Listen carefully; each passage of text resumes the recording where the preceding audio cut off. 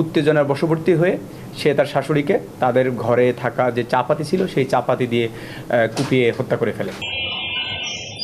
গতকালকে রাত 12:30 ঘটিকার দিকে যশোরের বেসপাড়ায় ষাটোর্ধ্ব একজন ভদ্রমহিলা নৃশংসভাবে খুনের শিকার হয়, এরকম একটি তথ্য আসে।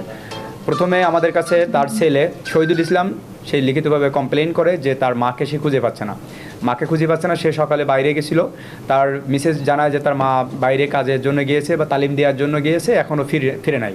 তো এই ঘটনার পরে সে বাসায় এসে যখন রাত্রে দেখলো যে তার মা নাই, তখন সে থানায় যায় লিখিত একটা অভিযোগ করে।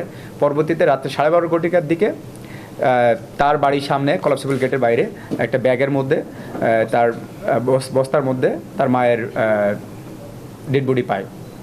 তো আমরা এই সংবাদ পাওয়ার পরপরই জেলা পুলিশ, বিশেষ করে কোতোয়ালি থানা এবং আমাদের ডিবির টিম একসাথে কাজ করতে যে জানতে পারে এই ভদ্রমহিলাকে জবাই করে হত্যা করা হয়েছে এই বস্তার মধ্যে তার যখন লাশে করা হয়।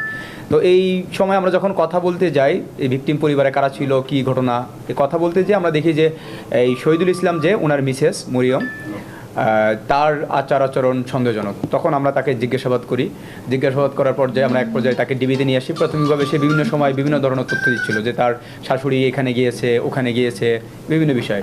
এই কথাগুলো যখন বারবার তাকে জিজ্ঞেস করা হয় সে বিভ্রান্তিকর তথ্য দিচ্ছিল। তখনই আমাদের সন্দেহ আরও দৃঢ় হয় যে সে বাড়িতে সে আর তার শাশুড়ি ছিল, এখানে কোনো ঘটনা ঘটছে কিনা। তো এই এক পর্যায়ে তাকে বারবার এই জিজ্ঞাসাবাদের এক পর্যায়ে সে যেহেতু পেশাদার, সে খুনি না, সে তখন স্বীকার করে ফেলে যে তার স্বামী অর্থাৎ ওই যে মারা গেছেন ওনার ছেলে শহীদুল, সে বাইরে যাওয়ার পরে তার শাশুড়ি এবং এই ভদ্রমহিলা যে মরিয়ম অভিযুক্ত, তাদের মধ্যে কথা কাটাকাটি হয়, ঝগড়া হয়। সেই ঝগড়ার এক পর্যায়ে উত্তেজনার বশবর্তী হয়ে সে তার শাশুড়িকে তাদের ঘরে থাকা যে চাপাতি ছিল সেই চাপাতি দিয়ে কুপিয়ে হত্যা করে ফেলে।